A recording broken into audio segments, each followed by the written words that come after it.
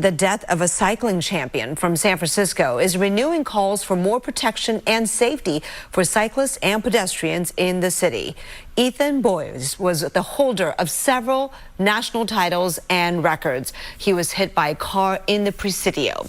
Joining us live now to talk about Boyes' accomplishment, this tragedy, and the call to action is Luke Bornheimer, a sustainable transportation advocate and organizer with Community Spaces SF. Luke, thank you for your time. Yeah, thanks for having me on, Kristen. Did you know Ethan personally? I did not know Ethan personally. I have many friends who did know Ethan, and obviously he was well known in the community. It's a really tragic day. Yeah, to all those who knew him and who knew of him, tell folks about his accomplishments in cycling and what he meant. Yeah, I mean, as you mentioned, he was a USA cycling champion. And was known as a really great person and someone who was a great, advocate for the sport. And so just a really tragic loss for the community, for the city, for the cycling community as well. It happened on Tuesday. What do you know about the details of the accident? Yeah, so what I know is that Ethan was riding along a street, Arguello Boulevard in the Presidio. That has an unprotected paint-only bike lane that obviously does nothing to protect people on bikes. And the driver came across the road and hit Ethan apparently head-on. And so Ethan went into the windshield of that driver's car and was killed. And so it's a really unfortunate death that could have been prevented with protected bike infrastructure. Can you talk about when you say protected infrastructure, is that something concrete, something raised? Yeah, so in an ideal world, people on bikes are fully separated from people driving cars by concrete or, fully separated bike paths. And so in this case, again, it was a paint-only unprotected bike lane that provides protection. And so in an ideal world, there would be concrete there, but immediately, I am calling for the Presidio Trust to install traffic posts there that would help to prevent something like this and make drivers drive slower and more carefully on that section of Arguello Boulevard. Do you just mean signs that say slow down or watch for cyclists? No, so actually the most effective thing that has been proven around the world and in San Francisco is to install physical infrastructure in the roadway that makes drivers drive more slowly and carefully and less recklessly. And so specifically posts in the roadway, the Presidio has them on other streets. But is that what we're looking at? Is that what those are, yes. the yellow posts? Yeah, so those are lighter weight.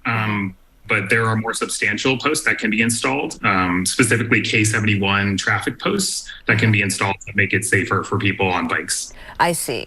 It is important to clarify and just emphasize that the investigation is in early stages. Is there any witness accounts that this driver was speeding? I do not know of any accounts about the driver's behavior before the crash. But what I can tell you is that many people, including myself, who have ridden bikes on that stretch of Arguello Boulevard know that drivers drive fast and recklessly on that section. And that's because there isn't any physical infrastructure in the roadway to make them drive slower or more carefully. And so that's, again, why I'm calling for physical infrastructure in the roadway to make it safe for people, including drivers. And that part of Presidio on Arguello near Washington, is that an area used by a lot of cyclists? Is it very popular? Yeah, it's a tremendously popular route. So not only for, people riding to and from Marin, but also, families, seniors, people with limited mobility who ride bikes in the Presidio to drop their kids off at school, go to camps, visit things in the Presidio. So it is a heavily used route for people on bikes. And again, it has zero protection in terms of physical infrastructure. There's been a lot of reaction, especially from cycling advocates, and I just want to show this tweet from the San Francisco Bicycle Coalition. They say, this is the first fatality of a person riding a bicycle in 2023, and one fatality is too many. Last year, San Francisco experienced its most traffic fatalities in a decade, yet the city's Vision Zero goal of ending traffic-related deaths and serious injuries by 2024 is just a year away. So a couple of things to unpack here, but let me just get your reaction to this. Do you agree with the points that they're making about the city kind of having been on a dangerous trend in terms of traffic fatalities? And then secondarily, the Vision Zero and what needs to be done to get there? Yeah. So as is mentioned in that tweet, San Francisco had more roadway deaths last year than in any year since the Vision Zero pledge was signed by then Supervisor London Breed in 2014. Not only that, but we have a sustainable mode share goal of 80% of trips by sustainable modes by 2030. And we are moving in the wrong direction. We're at about 47% as a city, and we're moving in the wrong direction. So our city needs to take drastic measures to improve not only street safety, but bike infrastructure so that people feel safe using bikes in our city so that we can take climate action as well. Are you saying the percentage of trips on bikes, sustainable modes of transportation, it's actually gone down? And if so, why do you suppose that is? I mean, gas has gotten so expensive. Is it truly the safety issue?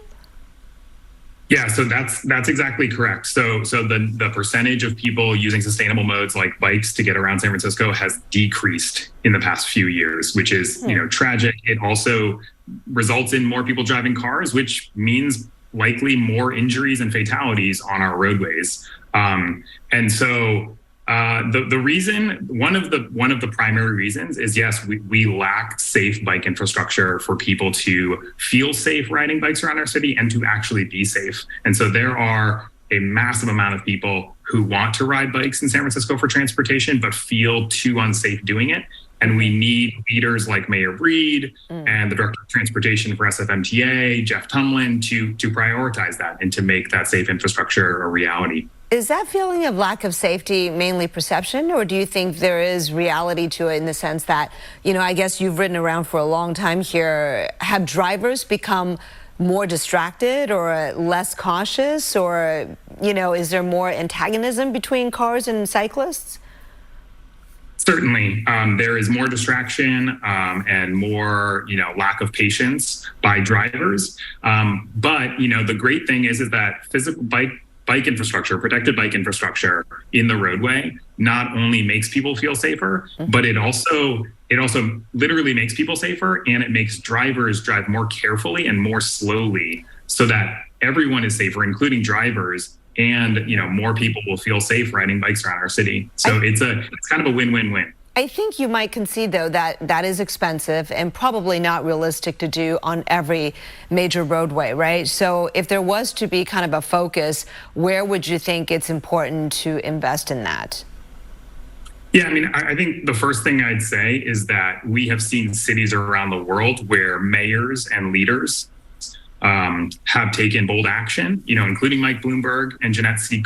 in New York City, as well as Anne Hidalgo in Paris to take drastic action to make their streets safer and better for biking around and safe, better for sustainable transportation. And so, Mayor Breed can absolutely do that and can take quick action to make that happen. And I think, as far as where we would prioritize that, we have a supposed bike network of a lot of unprotected bike lanes around the city, and we could very quickly build infrastructure to make those safe bike routes. And we just need leadership by Mayor Breed and by Director Tumlin to make that happen. All right. Well, certainly Ethan Boy's tragedy may spur that conversation. Thank you so much, Luke. Appreciate your time and insight. I should mention there will be a vigil for Ethan Boyce tonight at the site at Arguello and Washington at 7 p.m. for those who wish to pay their tributes.